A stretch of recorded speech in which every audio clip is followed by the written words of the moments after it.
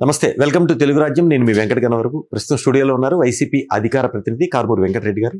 మరిన్ని విషయాలు వారిని అడిగి తెలుసుకుందాం. వెంకటరెడ్డి గారు నమస్తే. నమస్తే అన్న. ముఖ్యంగా ఉపరాష్ట్రపతి ఎన్నికల్లో వైఎస్ఆర్సీపీ బయాసుడ్గా ఇటు ఎన్డీఏకి రేపు ఎలక్టోరల్ కాలేజీ మీకు 11 ఇటు ఈ 3 సీట్లు ఉన్నాయి. ఈ 14 దానికి రేషియో ప్రకారం ఓటింగ్ ఉంటుంది.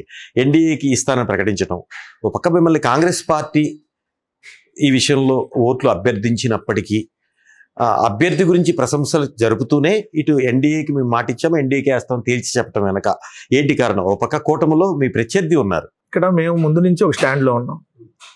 అది అవతల కూటమి ఉందా లేదా ఇంకో పార్టీ ఉందా అది మాకు అనవసరమైనటువంటి విషయం. రాజ్యాంగబద్ధ పదవులకు సంబంధించి రాజకీయాలు ఉండొద్దు, ఏకగ్రీవంగా అక్కడ పోటీ లేకుండా ఏకగ్రీవంగా ఎన్నిక అవ్వాలి అనే దాని మీద మేము స్టాండ్ ఉన్నాం. అవును, ఆ స్టాండ్ ప్రకారం మేము ముందు నుంచి వెళ్తున్నాం. మేము రాజకీయ పార్టీ 2011 సంవత్సరంలో పెట్టాం. పెట్టినప్పటి నుంచి మేము ఏ స్టాండ్ అయితే తీసుకున్నామో రాష్ట్రపతి ఎన్నికల్లో, ఉపరాష్ట్రపతి ఎన్నికల్లో, స్పీకర్ ఎన్నికల్లో, ఇలా ఈ రాజ్యాంగబద్ధ పదవులకు ఏదైతే స్టాండ్ తీసుకున్నామో ఇప్పుడు అదే స్టాండ్ లోనే ఉన్నాం. మా స్టాండ్ మారలేదే. చంద్రబాబు నాయుడు గారి లాగా ఓ రోజు మోడీని మీరు అనేది కరెక్టే, అదే ఒకే స్టాండ్ మీద ఉన్నారు. మీరు అన్నట్లు పోటీకి జరగకుండా ఇనామినెస్ అయితే అది వేరు, ఇనామినెస్ జరగట్లేదు. అసలు పోటీ ఉండకూడదు అనేది మా అభిప్రాయం. కానీ అక్కడ పోటీ జరుగుతుంది కదా. ఇక్కడ పోటీ అప్పుడు అంత ముందు కూడా పోటీ. ఇప్పుడు మీకు సపోజ్ ఫస్ట్ ప్రణబ్ ముఖర్జీ గారు కాంగ్రెస్ పార్టీ, మేము రోజు కాంగ్రెస్ పార్టీకి బద్ద వ్యతిరేకం, ఈ రోజు వ్యతిరేకమే. కానీ రాజ్యాంగబద్ధ పదవిగా రాష్ట్రపతిగా ఆయన పోటీ అన్నప్పుడు ఆయనకి మేము మద్దతు ఇచ్చాం. అప్పుడు కూడా మమ్మల్ని మీరు కాంగ్రెస్ తో అంటగట్టి కొన్ని రాజకీయ పార్టీలు మనం విమర్శించినాయి. ఈ రోజు మళ్ళీ బీజేపీతో అంటగట్టి విమర్శిస్తాయి. ఏదో స్టాండ్ ఉండాలి వాళ్ళు. మేమైతే ఒకటే స్టాండ్ లో ఉన్నాం. ఆ రోజు ప్రణబ్ ముఖర్జీ గారికి కానీ, తర్వాత వెంకయ్య నాయుడు గారికి కానీ, ఉపరాష్ట్రపతికి మీరు బయాస్డ్ చేయలేదు. వెంకయ్య నాయుడు గారికి ఉపరాష్ట్రపతికి మద్దతు ఇచ్చాం.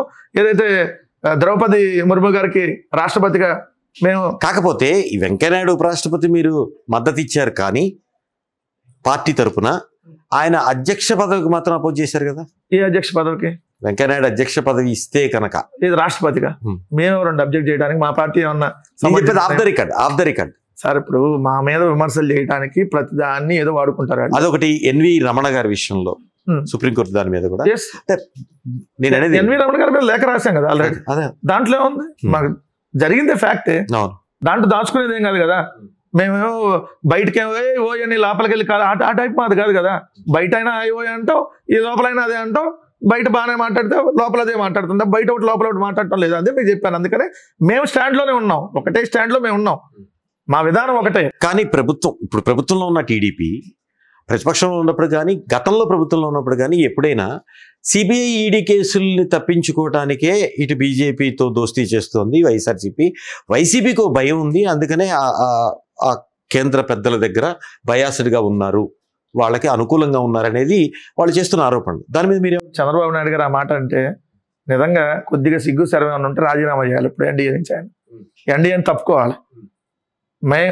మేము బీజేపీతో ఏది ఆయన చెప్పినట్టుగా వాళ్ళు మాకు అనుకూలంగానో ఏదో మేము ఉంటే చంద్రబాబు నాయుడు గారు ఎందుకు వెళ్తూ ఉంటాం? తప్పుకోవాలి కదా. 40 ఏళ్ళ ఇండస్ట్రీ కదా సార్. అంటే వాళ్ళు మొదటి నుంచి ఇప్పుడు వాజ్పేయి అద్వానీ ద్వయంలో కూడా వాళ్ళు కలిసి పనిచేసి అప్పుడు నువ్వు వాళ్ళతో మాట్లాడుకోవాలి. అసలు మన వైఎస్ఆర్సీపీ వాళ్ళు మద్దతు అవసరం లేదు, మీరు అడగొద్దని చెప్పాలి. మరి ఈ రోజు సీట్లు ఓట్లే రాజకీయ కుర్చీని నిర్దేశించేటప్పుడు ఖచ్చితంగా రాజకీయ పార్టీలు రాజకీయమే చేస్తాయి కదా. మేమైతే రాజకీయం చేయట్లే అంశంలో. మాకే ఎవరితో రాజకీయాలు లేవు.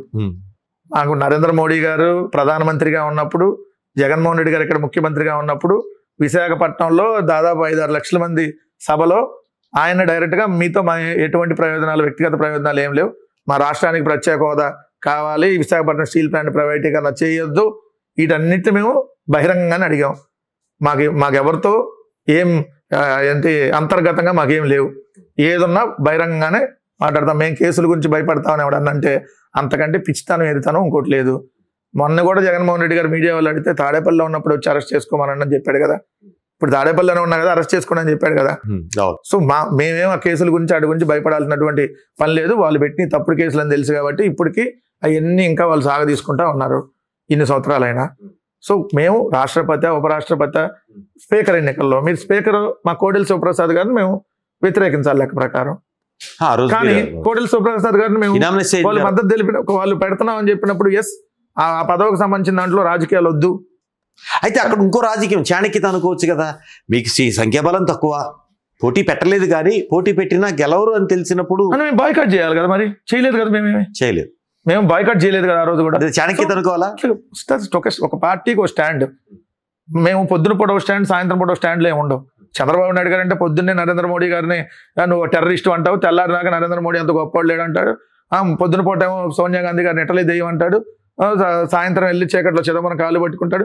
ఆ స్టాండ్ అయింది. సో మా స్టాండ్ ఏదున్నా ఓపెన్గా.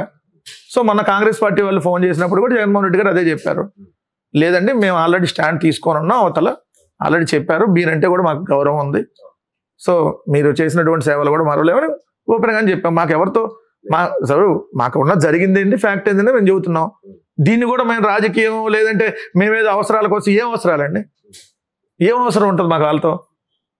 మేమన్నా ఇప్పుడు అధికారంలో ఉంటే ఏదైనా ప్రభుత్వానికి సంబంధించి తీసుకొస్తారులే రాష్ట్రానికి అవసరం అనుకోవడానికి ఉంటుంది.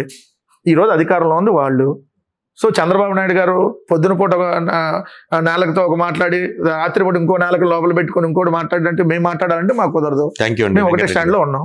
థ్యాంక్ యూ వెంకటరెడ్డి గారి థ్యాంక్ యూ. హలో, తెలుగు రాజ్యం ఛానల్ చూస్తున్నారా? సామాజిక, రాజకీయ, జీవన చిత్రణే తెలుగు రాజ్యం. అతిశయోక్తులు, అసత్యాలు ఉండవు. రాజకీయ కోణం కాదు, ప్రజా కోణమే కొలబద్ద. తెలుగు రాజ్యం వీక్షణ మీ ఉత్తమ అభిరుచికి నిదర్శనం.